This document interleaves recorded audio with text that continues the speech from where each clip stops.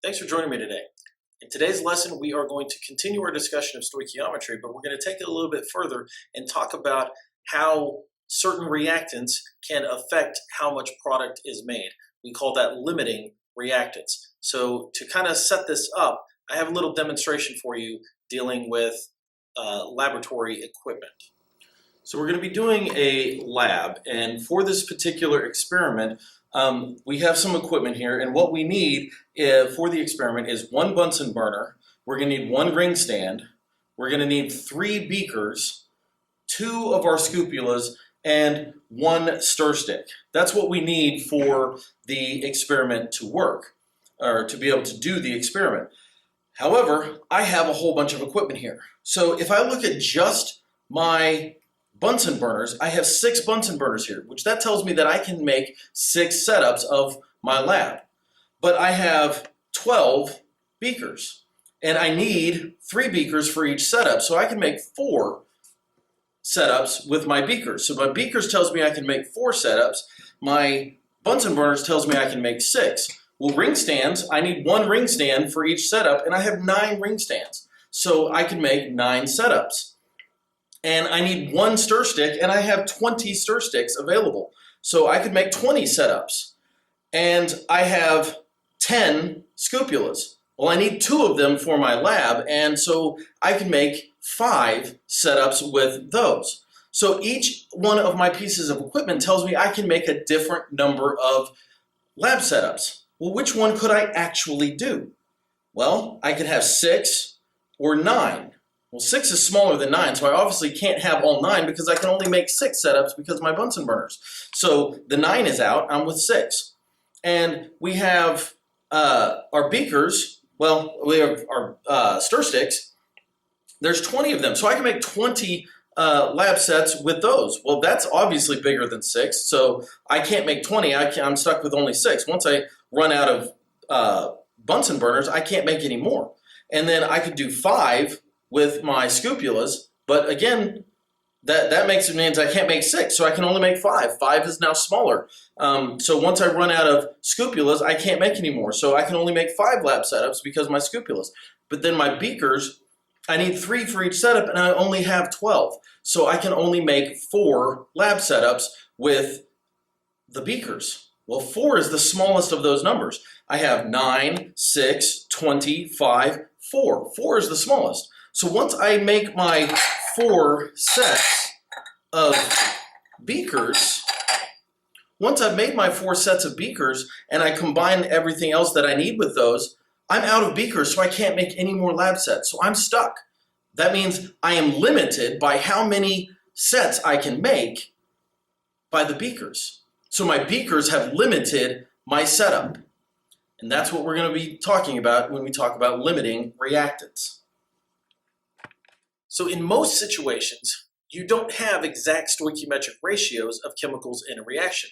If you have a 3-to-1 ratio of your coefficients in the reaction, we don't always have a 3-to-1 ratio of our reactants when we actually perform it. So we don't have the exact stoichiometric ratio or mole ratio of chemicals in the reaction. That means one of those reactants is going to get used up before the other one does. One of them is going to run out, and you're going to have some left over of the other. And when that happens, the reaction stops, because once you run out of one of your reactants, the reaction is going to end and you're not going to be able to make any more. So whichever reactant gets used up first is called the limiting reactant, because it limits how much of the product is done. Because once we run out of that reactant, the reaction stops and we can't make any more product. So it limits the reaction. So we call it the limiting reactant. Kind of makes sense.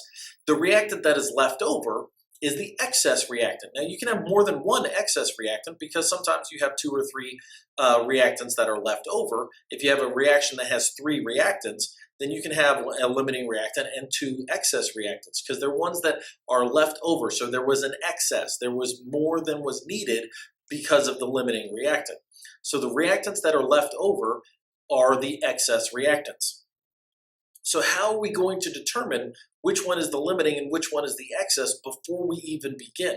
We could perform the experiment and see which one gets used up, and that would tell us which one is the limiting. But if we want to know before we do a reaction, which one is going to be the limiting, which one is going to be the excess. How do we do that? How do we know which one is limiting and which one is excess in the reaction?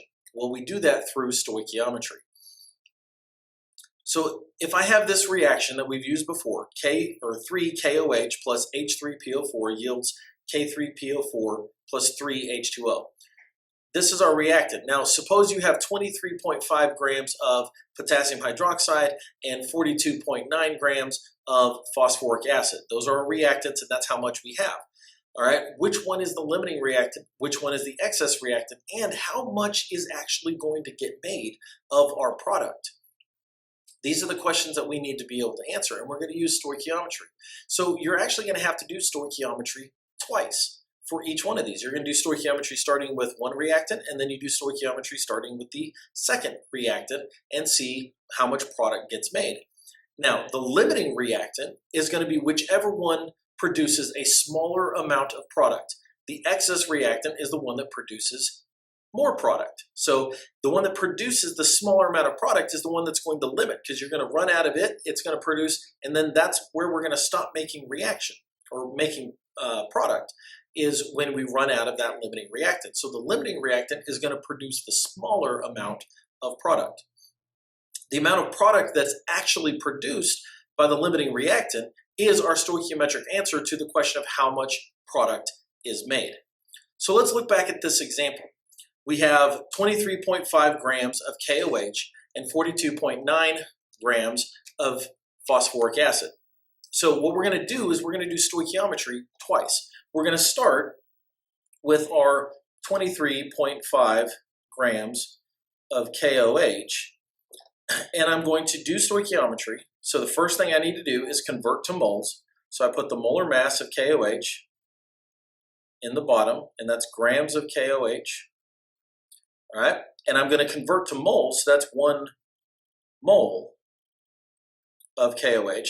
So that's my first step of stoichiometry, is to convert to moles. So I convert to moles, and now I'm going to set up my mole ratio. So I look at my reaction, I look at the coefficients, and that's 3 moles of KOH. Now the thing is we don't have a product here, so we get to pick one. Okay, it doesn't matter which product you choose. You can choose either product. I could choose the potassium phosphate, or I could choose water. Now, if I am asked to find the amount of grams of product later, sometimes I'll ask which product exactly. But in this case, I just want to know which the limiting reactant is. So it doesn't matter which product we choose. Well, I'm going to choose water because it's easier to work with than potassium phosphate. So the coefficient of water is 3, so it's 3 moles of H2O. So again, my moles of KOH cancel, and I have moles of H2O. Now here's the fun thing is I don't have to go all the way to grams. I don't have to fully figure this out. If all I need to know is what the limiting reactant is, moles is a measurement that will give me an amount. So I can just stop there at moles. I just find out how many moles of product are made, and that's as far as I need to go on a problem like this. So when I do this multiplication and division, it comes out to be 0.419 moles of H2O. That's what this reaction, or 23.5 grams of potassium hydroxide, is going to allow me to make 0.419 moles of H2O. So that's the first part. Now I do the exact same thing with the other reactant. So now I have my 42.9 grams of phosphoric acid, and I'm going to do my stoichiometry with it. So now I'm going to put the molar mass, 97.994 grams of phosphoric acid in 1 mole of phosphoric acid. And then my mole ratio. Here I have 1 mole of phosphoric acid because, well, that's the coefficient, is 1. And I have 3 moles of water. The important thing is that we use the same ending substance. The starting substances are different, so we have different reactants, but we want to find the same product. which one is going to make more of the same product. So my grams of phosphoric acid cancel, moles of phosphoric acid cancel, I have moles of water. So when I calculate that out, that gives me an answer of 1.31 moles of water. So the question asks, which is the limiting reactant? Well, the limiting reactant is the reactant that produces the smaller amount. Well, 0.4 is less than 1.3, so that means this is the smaller amount, so the limiting reactant is the reactant that produced that. So the limiting reactant is 23.5 grams of KOH. That's my limiting reactant. My excess reactant then is the reactant that produced the excess. So my excess reactant is 42.9 grams of phosphoric acid. Okay, so then if I ask how much was actually made, well, how much was actually made is going to be the smaller amount. So this is how much was made. How much was made is the smaller of these two numbers. So I made 0.419 moles of H2O. Now, if I'm then asked for the mass of the product, I could take these moles once I know which one is which, and then I can convert to grams. So I stop with moles because you don't always have to go all the way to grams or liters or particles. You don't always have to go all the way to the end of stoichiometry based on the question. So I stop at moles to figure out which one is the excess, which one is the limiting, and then how much is actually made. Now, if the question then asks to go farther, I only have to go farther with this answer. I don't have to go farther with both. So this is my limiting reactant, this is my excess reactant, and this is how much is actually made. That's how we do the limiting reactant problem. That's how we calculate it, and it's really not all that complicated. You're just doing the same thing we've been doing. It's just stoichiometry.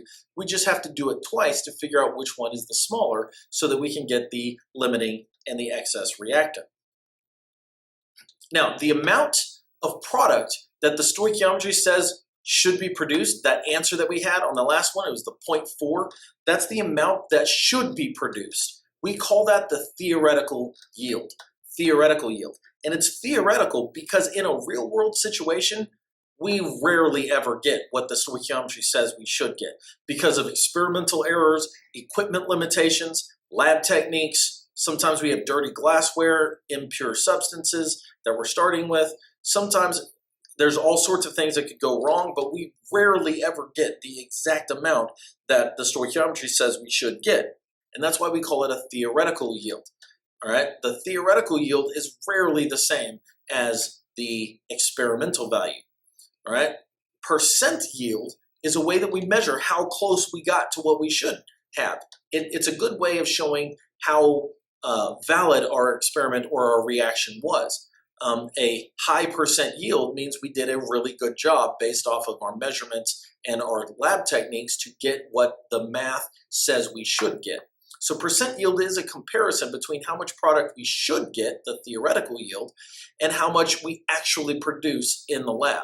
That is our experimental. So we have this equation. Our percent yield is our experimental yield, or how much is actually made in the lab, divided by the theoretical yield, how much stoichiometry says you should have. Now it's a percentage, so after we do that division, we have to multiply by 100.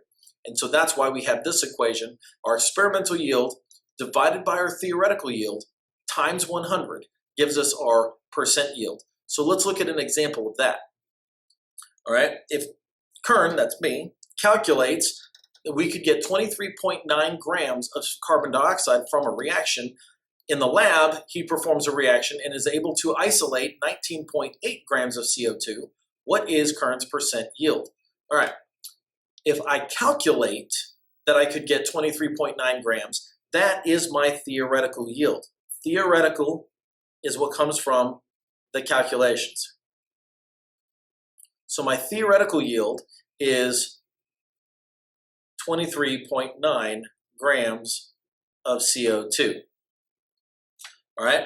Now, the experimental yield is what you actually get when you perform the experiment. So the experimental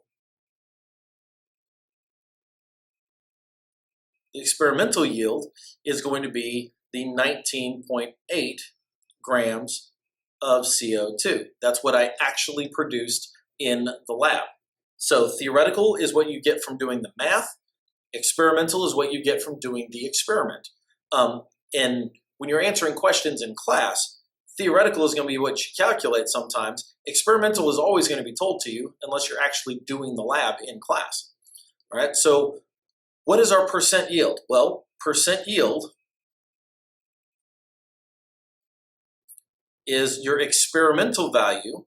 So that's going to be 19.8 grams of CO2 divided by your theoretical yield of 23.9 grams of CO2 times 100, because it's a percentage.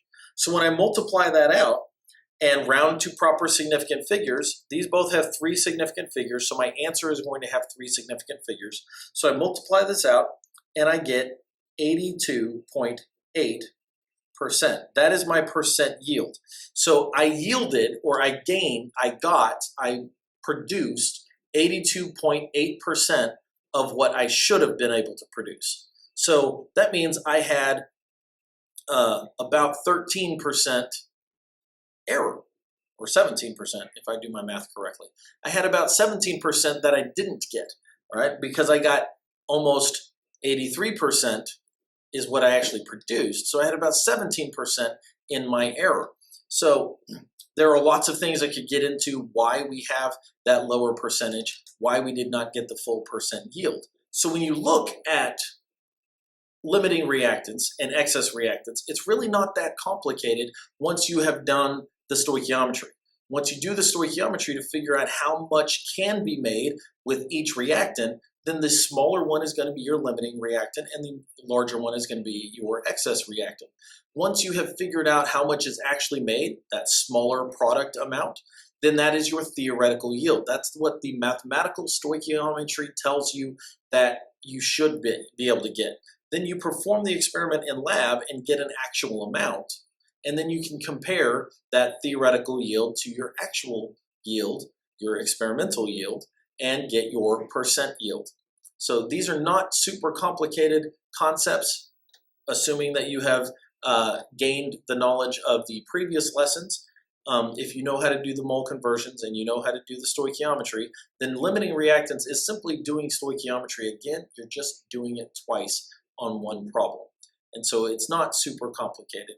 Hopefully this made sense and you can see that it's not as hard as it sounds once you get into actually practicing and doing it. So thanks for watching and have a day.